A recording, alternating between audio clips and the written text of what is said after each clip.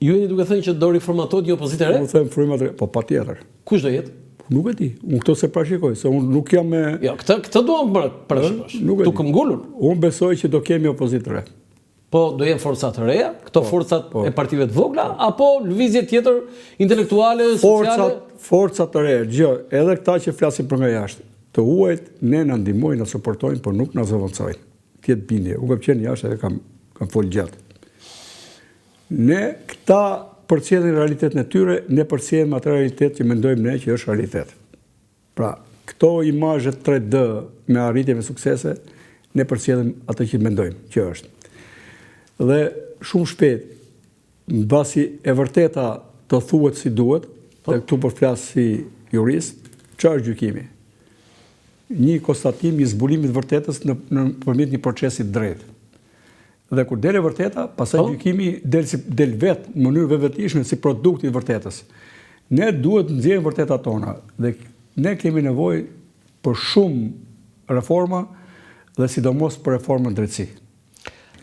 Dhe besoj që këtë reforma drejtësi unë nuk e di se kush ministër, ish ministër, kryeministër dhe ish kryeministër, president që do shpëtoj pa dhënë hesap për ato që ka bërë gabim, ose për ato që s'ka bërë... Këtë më thoj pak më shkoqë, se kjo nuk mund të kaloj kështu. Se kjo është shumë rëndësishme. Mi le pa kalu, se të kaloj më. Jo. Tani, sipas jush, që drejtësia, pra të paku, nuk do lër asnjë nga ish ministrat apo kryeministrat që... Jo, se vetëm s'paku. Reforma drejtësi në kupton për mua... Të gjitha institucionet e drejtësisë. Veting të administratës, po se po, siç kemi arritur në të pikë, po dhe gjithë politikës. Dhe po të kishim pasur një veting... Cilët janë politikanë që rrezikojnë të arrestohen atë, po të bëjnë pyetje të drejtë për drejtë? Po i kemë gjithë i ke. Për mua tani vetëm në një ministër i ri që s'ka pas kod vjedhi edhe ka hyrë fushat, domethënë s'kishte kod vjedhi. Gjithë tjerët i ke kandidat për burg. Po jo gjithë, se ju du të keni indicie për këtë. Po kam përgjithësi unë. Jo indicie, thash indicie, domethënë du të keni informacione. Unë shoh se si bëhen punët poshtë. Për shembull, cilët ministrat e qeverisë Rama thonë apo ishin? Gjithë, dhe të Ramës dhe të Berishës, se po e boni Ramës sikur po themi ministrat e perëndisë Ra. Po ministrat timën. Jo, unë bëj pyetje këtu. Ti sot në para drejtësisë ke më shumë ministrat e ti. Po, kjo është vërtet. Dhe unë i kam thonë personalisht, po qeverisë me një këmbë. Ku i kam thonë media, çfarë do të them, do merrem me këtë. Ka 3 këmbë qeverisja. Ka menaxhim, ka risk analysis, ka compliance, janë problemet etiko-ligjore. Dhe tani ke qeverisur me një këmbë, vetëm menaxhim. Po do mbash përgjegjësi, se kur vjen puna përgjegjësinë për personin juridik kush e mban? E mban kryetari. Tani keni qenë shumë kritik me zotin Meta për arsye që ju keni dhënë publikisht dhe unë s'dua të kalojmë përsëritje. Por ai doli rreth 8000 vota dhe doli i treti, duke qenë edhe në burg. Si e komentoni rezultatin e Ilir Metës? Po që me ardhë dita me marrë të keqë për Metën se kësha venu në herë. Si të ka ardhë o keqë? Pa. Pse? Pa gjinat me lanë aty. Po mirë, 8000 vota brenda në burg, më shumë se 34 kandidatë të tjerë të Partisë Demokratike, nuk është pak, ha? Unë i kam thonë një herë, shkatrove shtëpinë për Jaranin. Po dalë tani ke Monika që tha, Tedi Blushi tha, bëri 3 shtëpia tha dhe nuk u përgjigjej. Po këtu i tha Monika. Shkatroj shtëpinë për Jaranin. Kështu që kur ta lerdhe Tedi, mendoj do t'i bie rënd shumë. Pse do ta lerdhe Tedi? Po pa besoj se po. Po pse do ta lerdhe Tedi? Nuk ka arsye. Po të kishin pasi çik seder të dy Tedi me gjitha tjetër do kishin dhënë dorëheqjen. Po jo, nuk e ka lejuar Meta, sa ata nuk e ka bërë deklaratë. Ja, ata nuk janë aty, pastaj do të vrasin veten për komandantin, ti s'na lejon, por ne për të mirën tënde do ta bëjmë pa pyetje. Jo, ai u ka dhënë një lloj ultimatumi sepse ka bërë deklaratë zoti Meta. Unë nuk futem në parlament me dorëheqje. Fal, dorëheqja është vendim që ta kërkojnë tjerë apo bën vetë, si term. Por në këtë rast duhet një lloj mirëkuptimi. Një lloj pazari. Jo pazari, mirëkuptim. Sepse ata janë të gatshëm për ta dhënë. Me atë që di unë, mund të jem gabim, nuk e di tani. Se di, a janë të gatshëm. Kam një pyetje specifike. Mehmet Çeu 27 vjet e 3 muaj, kryeministër. Edi Rama 16 vjet, Enver Hoxha 9 vjet 9 muaj, Adil Çaçani 9 vjet 1 muaj, Sali Berisha 8 vjet. Më mirë se sa ti këtë nuk e komenton asnjë person tjetër. Çfarë do të thoni ka për ty? Po kryeministër. ta gjithë kanë qenë kryeministrat më e gjatë në historinë e shtetit shqiptar, mes 33 kryeministrave. Shiko, në kohën e verit, jeta gjatë shifej të ishe i aftë, i bjetoje atyre intrigave të borrit, po themi. Dhe për këtë me qeu ishe i fort, por me sa unë di, s'po them ke pjesa e luftës. Por te pjesa e detyrës tij si kryeministër, mendoj ka qenë jashtë ideologjisë, po diskutoj, ka qenë kryeministri i cili dinte në çdo orë dhe çdo minutë se si ishte gjendja e zhandarmarie. Këtë e kam nga njerëz që kanë punuar afër tij. Pra, ta kanë thënë këtë ty që ai dinte çdo gjë për çdo vend, për çdo ndërmarrje, për çdo institucion? Unë po shkoj 60 vjeç, unë kam kontakte me njerëzit dhe kam folur shumë me njerëzit. Jo, e kam fjalë që duhet të qenë njëri shumë afër tij. Te kam dëgjuar pikërisht në 83-4 kur ishte akoma, po, mbas vrasjes tij apo vetë vrasjes, nuk ka rëndësi. Vrasje apo vetë vrasje? Nuk ka rëndësi. Por mu, nesëm edhe presioni ka qenë i madh, por mua edhe nuk ka qenë vetë vrasje, nuk i hy asaj. Por luftë për pushtet ka qenë.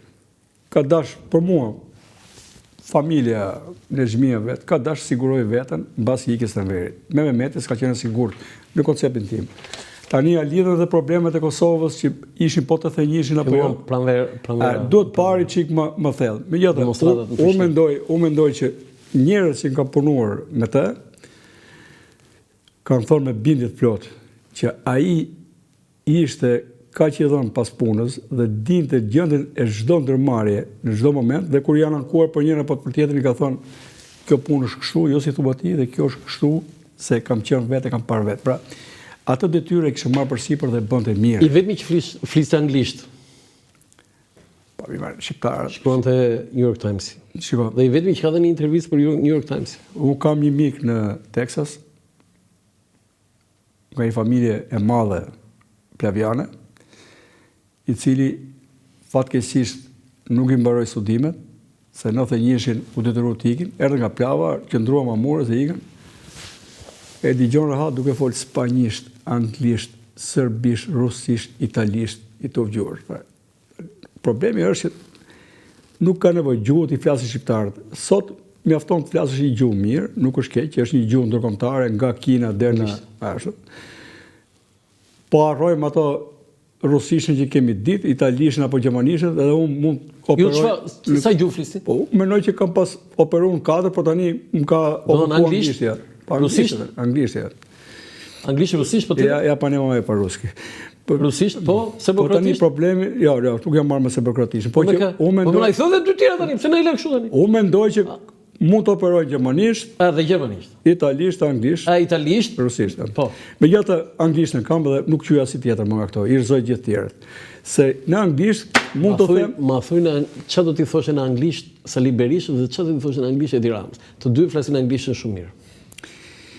Tani do ta them kështu, si është gjendur Berisha para elektoratit, do marrë shprehje nga tragedi, e shkruajtur tragedi Rostock-Göteborg, është një çik kështu banale, kur edhe punë e Rasivitas, por edhe punë e zgjedhjeve. Edhe kishte shkruajtur njëri dhe më kanë përcjellë të shprehje, më pëlqeu shumë. Po do të jap dy shprehje. Po. Edhe një shprehje është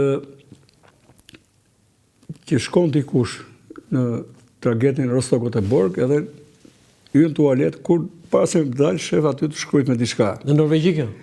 Duke ik nga Rostock-Göteborg, pra ke nga Gjermania për Suedi, besoj. Edhe i thotë në Suedi, jo Norvegji, në Suedi kjo, në Göteborg të Suedis. Po. Edhe shkruash atje, I came here broken hearted, came to shit and only farted. Kështu ishte rezultati i Berishës. Wow, do gjys anglisht, gjys shqip, me dialekt, faktit? Only fartit. Fartit. Pra, u shtrënguas bëri gjë domethënë. Tani po ja them kështu.